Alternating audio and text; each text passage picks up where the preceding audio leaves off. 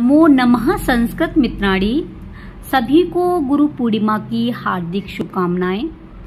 गुरुर् ब्रह्मा गुरुर्विष्णु गुरुर्देवो महेश्वरः गुरुर् साक्षात् परम ब्रह्म तस्मै श्री गुरुवे नमः।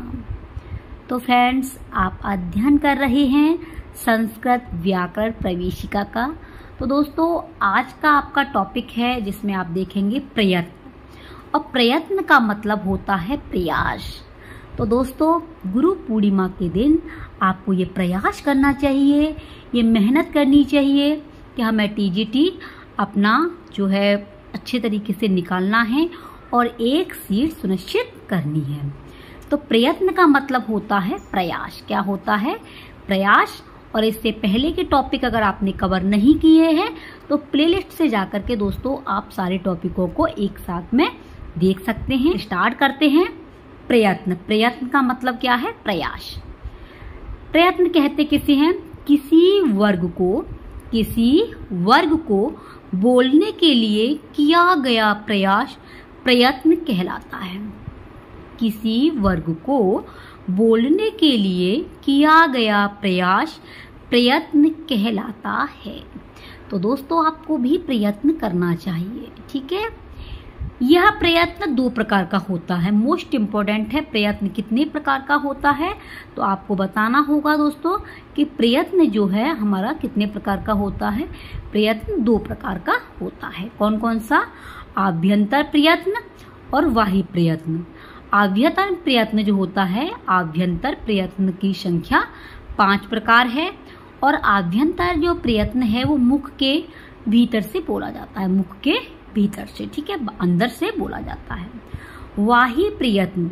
बाह्य प्रयत्नों की संख्या 11 प्रकार के होते हैं और 11 प्रकार के प्रयत्न बाह्य प्रयत्न कहलाते हैं। ये दोस्तों मुख के बाहर से बोले जाते हैं, मुख के बाहर के होते हैं। याद कैसे करोगे? जैसे दोस्तों ये है 5 प्रकार के, तो देखिए आप 1 2 3 4 और इस दोनों को मिलाकर 1 हो गया, तो इस तरीके से 5 आपकी वर्डों की संख्या होगी। तो इसी प्रकार प्रयत्नों की संख्या भी आपकी आभ्यंतर प्रयत्न की संख्या 5 है, ठीक है दोस्तों। बाह्य प्रयत्न। बाह्य से देखो ये जो आप दिखाई दे रहा है बाह्य, ये दोस्तों 11 इससे आप याद कर सकते हैं कि बा पर क्या डंडा लगा हुआ है, तो ये क्या है? आपका बाह्य प्रयत्न है। तो ये आपके 11 प्रकार के होते हैं, ठीक है फ्रेंड्स। ये आपकी ट्रिक है, आप अपने दिमाग में बिठा लेना। आभ्यंतर प्रयत्न 5 प्रकार के, बाह्य प्रयत्न 11 प्रकार के।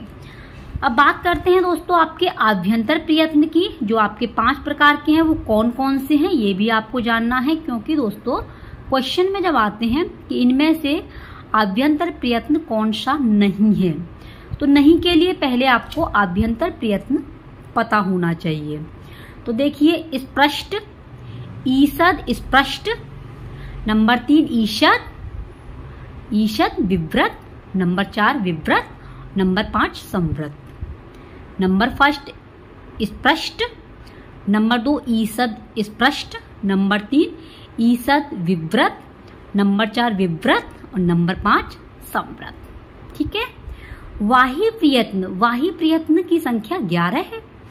ये है आपकी विवाद, श्वास, अघोष, संवाद, नाद, घोष, अल्प प्राण, महाप्राण, उदात्त, अनुदात्त, स्वरित।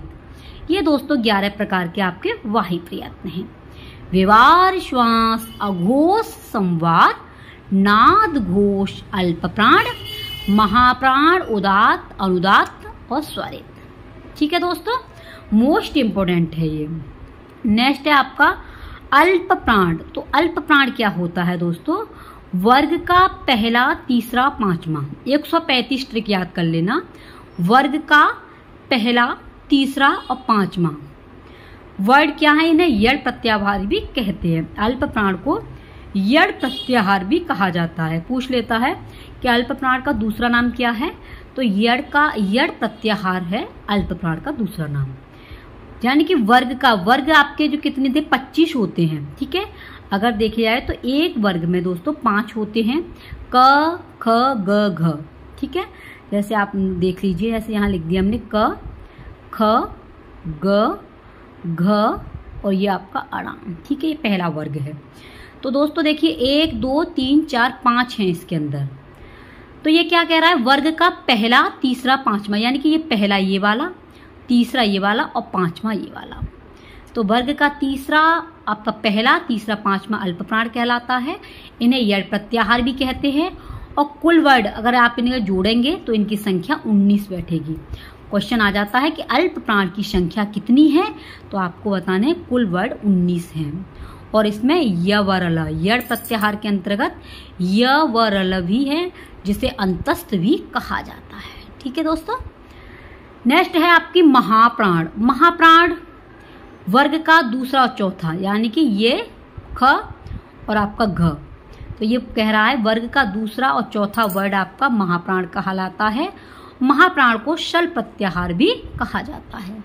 क्या कहा जाता है, सल प्रत्याहार।